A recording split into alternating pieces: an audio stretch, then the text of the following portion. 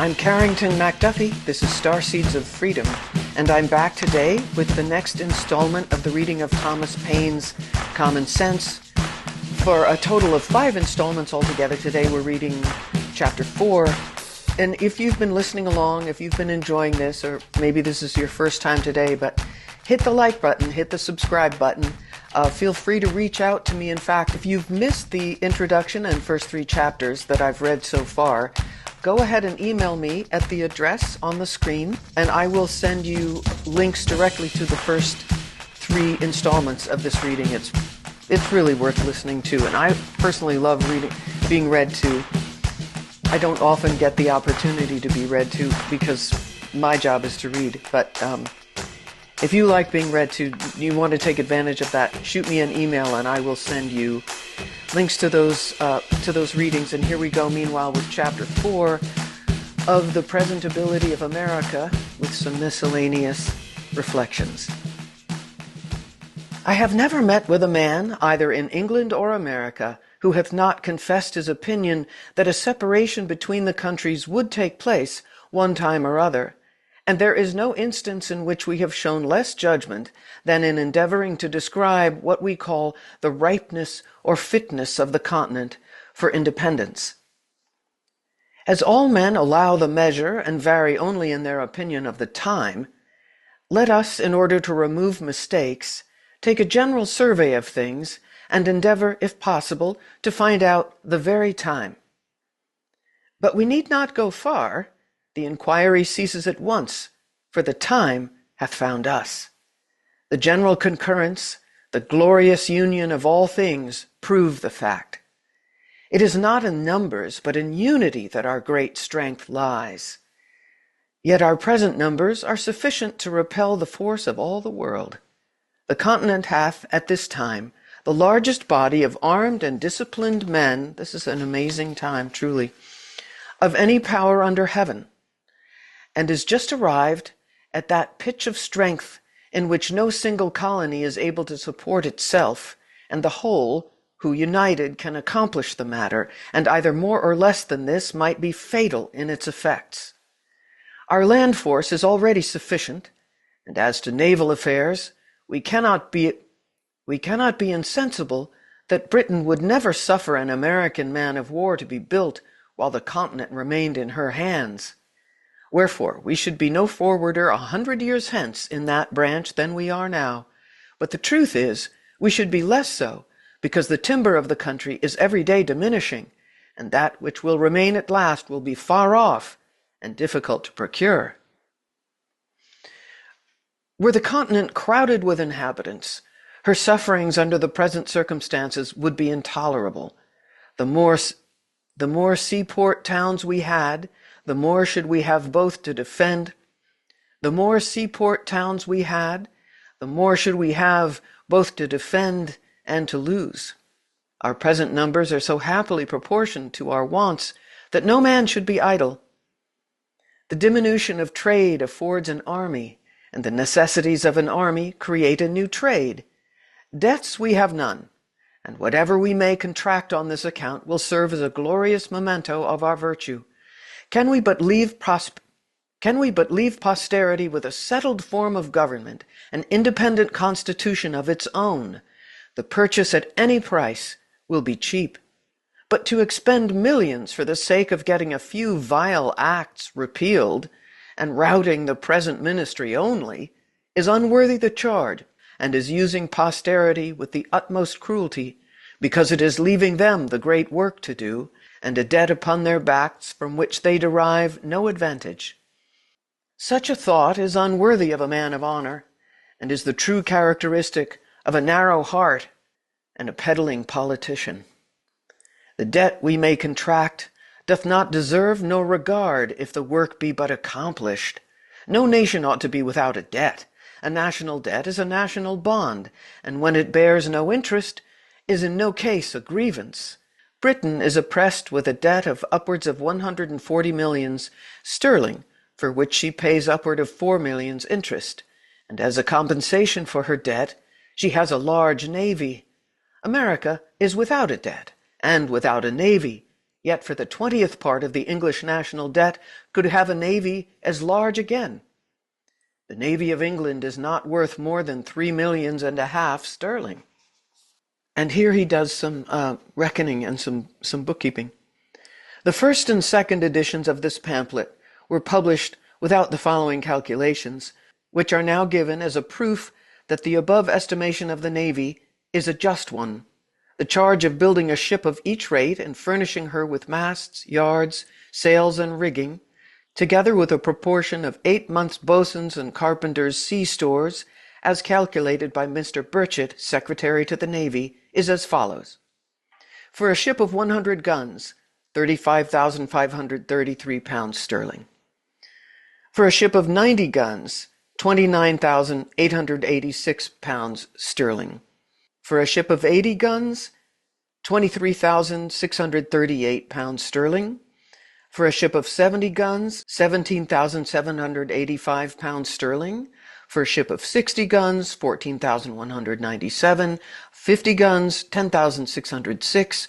40 guns, 7,558. 30 guns, 5,846. 20 guns, 3,710.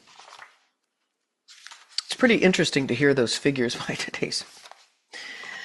today's standards. And from hence it is easy to sum up the value, or cost rather, of the whole British Navy, which in the year 1757, when it was at its greatest glory, consisted of the following ships and guns: 6 ships, 100 guns, cost of one, 35,533 sterling, cost of all, 213,318 sterling. 12 ships, 90 guns, cost of one, 29,886, cost of all, 358,632. 12 ships, 80 guns, 23,638 pounds sterling, cost of all, 283,656. 43 ships, 70 guns, cost of one, 17,785 pounds sterling, cost of all, 764,755. 35 ships, 60 guns, cost of one, 14,197 sterling, cost of all, 496,895 pounds sterling. 40 ships, 50 guns, cost of one, 10,606, cost of all, 424,240. 45 ships, 40 guns, cost of one, 7,758 sterling, cost of all, 340,110. 58 ships, 20 guns, cost of one, 3,710, cost of all, 215,180.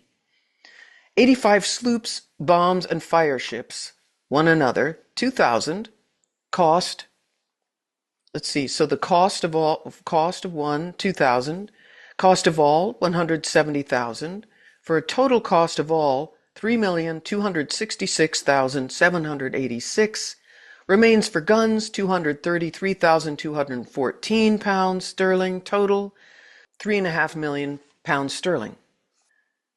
No country on the globe is so happily situated, so internally capable of raising a fleet as America. Tar, timber, iron, and cordage are her natural produce. We need go abroad for nothing, whereas the Dutch, who make large profits by hiring out their ships of war to the Spaniards and Portuguese, are obliged to import most of the materials they use. We ought to view the building of a fleet as an article of commerce. It being the natural manufactory of this country, it is the best money we can lay out. A navy, when finished, is worth more than it cost, and is that nice point in national policy in which commerce and protection are united. Let us build. If we want them not, we sell, and by that means replace our paper currency with ready gold and silver. In point of manning a fleet, people in general run into great errors. It is not necessary that 1/4 part should be sailors.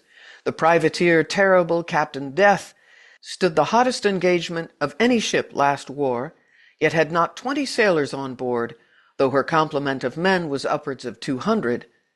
A few able and social sailors will soon instruct a sufficient number of active landsmen in the common work of a ship, wherefore we never can be more capable to begin on maritime matters than now, while our timber is standing, our fisheries blocked up, and our sailors and shipwrights out of employ.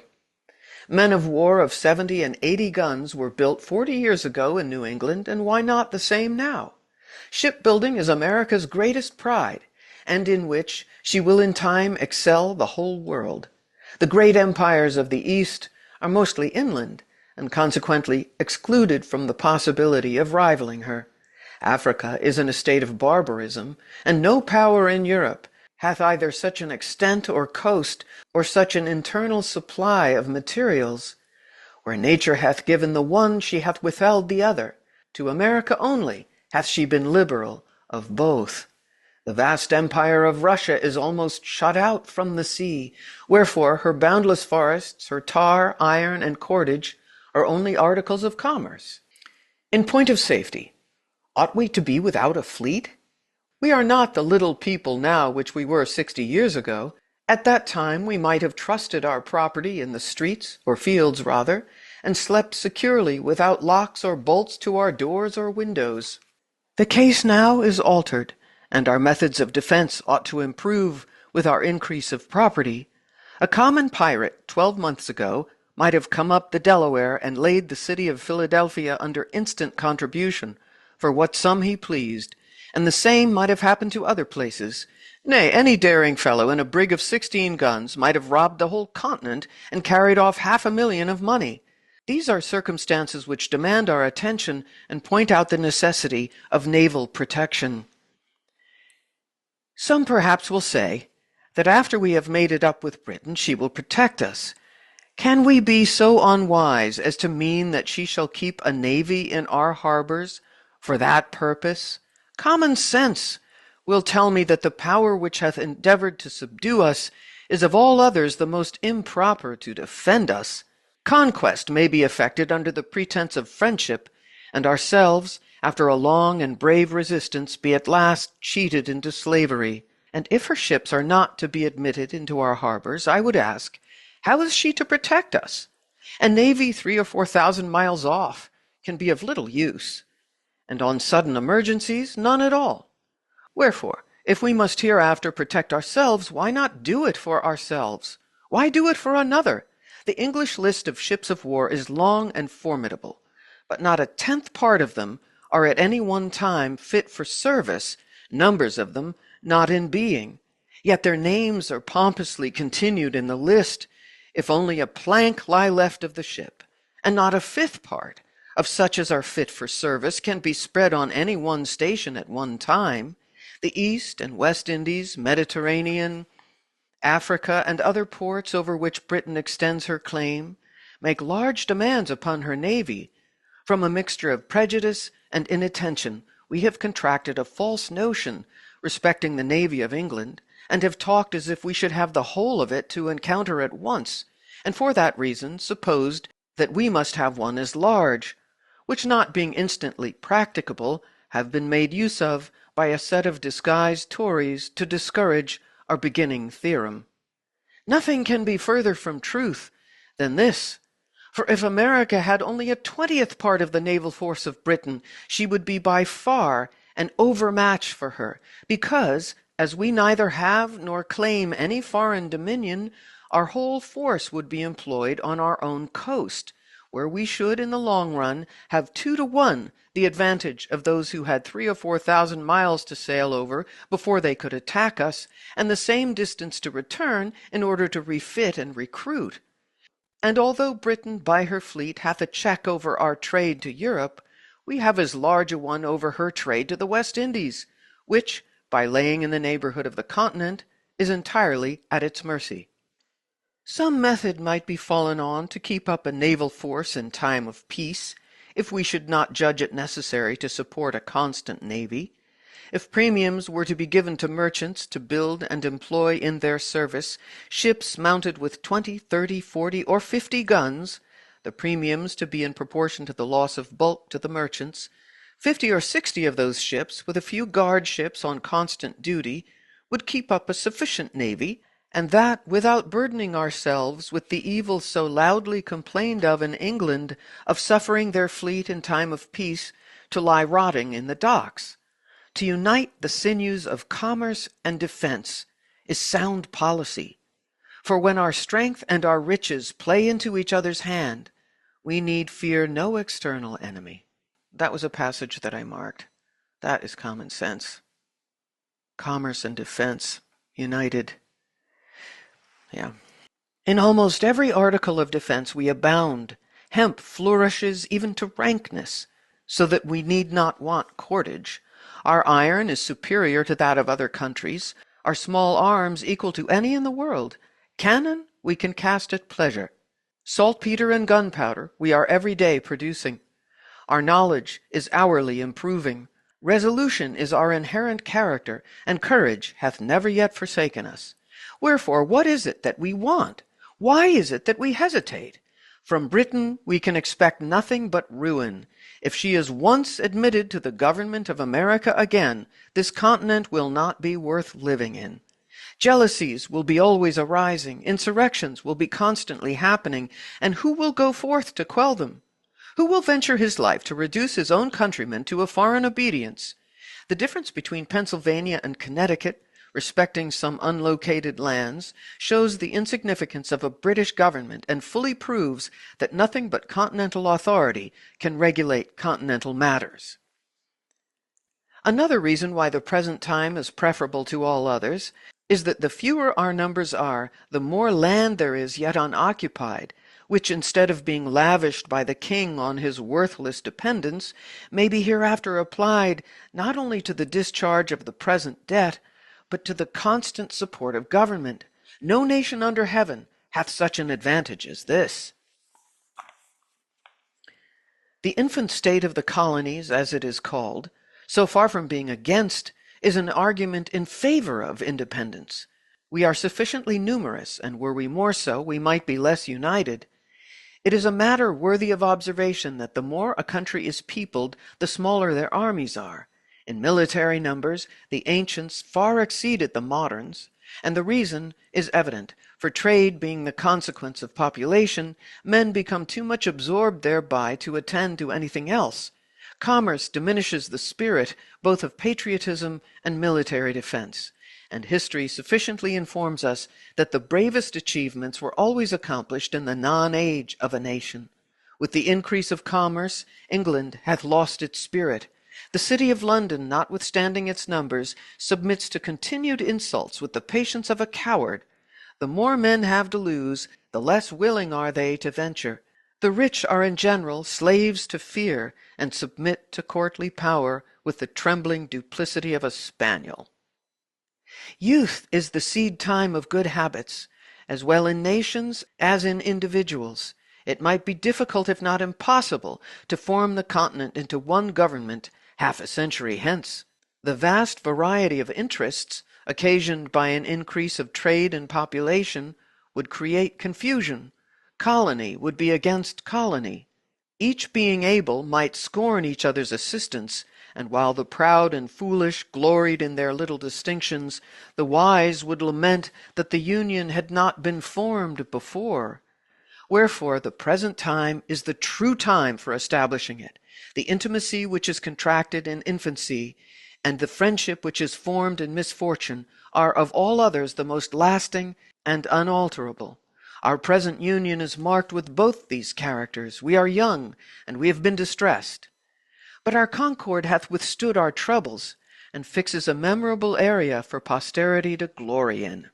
The present time likewise is that peculiar time which never happens to a nation but once, that is, the time of forming itself into a government. Most nations have let slip the opportunity, and by that means have been compelled to receive laws from their conquerors instead of making laws for themselves. First they had a king, and then a form of government, whereas the articles or charter of government should be formed first, and men delegated to execute them afterwards. But from the errors of other nations let us learn wisdom, and lay hold of the present opportunity to begin government at the right end. When William the Conqueror subdued England, he gave them law at the point of the sword. And until we consent that the seat of government in America be legally and authoritatively occupied, we shall be in danger of having it filled by some fortunate ruffian who may treat us in the same manner, and then where will be our freedom? Where our property? As to religion, I hold it to be the indispensable duty of all government to protect all conscientious professors thereof, and I know of no other business which government hath to do therewith. Let a man throw aside that narrowness of soul, that selfishness of principle, which the niggards of all professions are so unwilling to part with, and he will be at once delivered of his fears on that head. Suspicion is the companion of mean souls and the bane of all good society. For myself, I fully and conscientiously believe that it is the will of the Almighty that there should be diversity of religious opinions among us.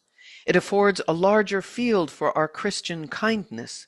Were we all of one way of thinking, our religious dispositions would want matter for probation, and on this liberal principle I look on the various denominations among us to be like children of the same family, differing only in what is called their Christian names. Earlier in this work I threw out a few thoughts on the propriety of a continental charter, for I only presume to offer hints, not plans, and in this place I take the liberty of re-mentioning the subject by observing that a charter is to be understood as a bond of solemn obligation which the whole enters into to support the right of every separate part, whether of religion, personal freedom, or property. A firm bargain and a right reckoning make long friends. In a former page I likewise mentioned the necessity of a large and equal representation, and there is no political matter which more deserves our attention. A small number of electors, or a small number of representatives, are equally dangerous, but if the number of the representatives be not only small, but unequal, the danger is increased. As an instance of this, I mention the following. When the Associators' petition was before the House of Assembly of Pennsylvania, 28 members only were present. All the Bucks County members, being 8, voted against it, and had 7 of the Chester members done the same, this whole province had been governed by 2 counties only, and this danger it is always exposed to. The unwarrantable stretch likewise, which that House made in their last sitting, to gain an undue authority over the delegates of that province, ought to warn the people at large how they trust power out of their own hands. A set of instructions for the delegates were put together, which in point of sense and business would have dishonored a schoolboy, and after being approved by a very few, without doors, were carried into the House, and there passed in behalf of the whole colony. Whereas did the whole colony know with what ill will that House hath entered on some necessary public measures, they would not hesitate a moment to think them unworthy of such a trust. Immediate necessity makes many things convenient, which, if continued, would grow into oppressions. Expedience and right are different things. When the calamities of America required a consultation, there was no method so ready, or at that time so proper, as to appoint persons from the several houses of assembly for that purpose, and the wisdom with which they have proceeded hath preserved this continent from ruin. But as it is more than probable that we shall never be without a Congress, every well-wisher to good order must own that the mode for choosing members of that body deserves consideration. And I put it as a question to those who make a study of mankind, whether representation and election is not too great a power for one and the same body of men to possess. When we are planning for posterity, we ought to remember that virtue is not hereditary. It is from our enemies that we often gain excellent maxims, and are frequently surprised into reason by their mistakes. Mr. Cornwall, one of the Lords of the Treasury, treated the petition of the New York Assembly with contempt, because that House, he said, consisted but of 26 members, which trifling number, he argued, could not with decency be put for the whole. We thank him for his involuntary honesty. To conclude, however strange it may appear to some, or however unwilling they may be to think so, matters not. But many strong reasons may be given to show that nothing can settle our affairs so expeditiously as an open and determined declaration for independence. Some of which are: First, it is the custom of nations, when any two are at war, for some other powers not engaged in the quarrel to step in as mediators and bring about the preliminaries of a peace. But while America calls herself the subject of Great Britain, no power, however well disposed she may be, can offer her mediation. Wherefore, in our present state, we may quarrel on forever. Secondly, it is unreasonable to suppose that France or Spain will give assistance, if we mean only to make use of that assistance for the purpose of repairing the breach and strengthening the connection between Britain and America, because those powers would be sufferers by the consequences. While we profess ourselves the subjects of Britain, we must, in the eye of foreign nations, be considered as rebels. The precedent is somewhat dangerous to their peace, for men to be in arms under the name of subjects. We on the spot can solve the paradox, but to unite resistance and subjection requires an idea much too refined for common understanding. Fourthly, were a manifesto to be published and dispatched to foreign courts, setting forth the miseries we have endured and the peaceable methods we have ineffectually used for redress, declaring at the same time that not being able any longer to live happily or safely under the cruel disposition of the British court, we had been driven to the necessity of breaking off all connection with her, at the same time assuring all such courts of our peaceable disposition towards them, and of our desire of entering into trade with them. Such a memorial would produce more good effects to this continent than if a ship were freighted with petitions to Britain. Under our present denomination of British subjects, we can neither be received nor heard abroad. The custom of all courts is against us, and will be so until by an independence we take rank with other nations. These proceedings may at first appear strange and difficult, but like all other steps which we have already passed over, will in a little time become familiar and agreeable, and until an independence is declared, the continent will feel itself like a man who continues putting off some unpleasant business from day to day, yet knows it must be done, hates to set about it, wishes it over, and is continually haunted with the thoughts of its necessity. That was Chapter 4, and what remains is Appendix and Epistle to Quakers. Thank you so much for being with me and listening and going through this with me. Is what the USA originally stood for, and we've strayed a long way. But the imprint is still there, and it's right here in this pamphlet. Join me again soon. I'm Carrington McDuffie. This is Starseeds of Freedom.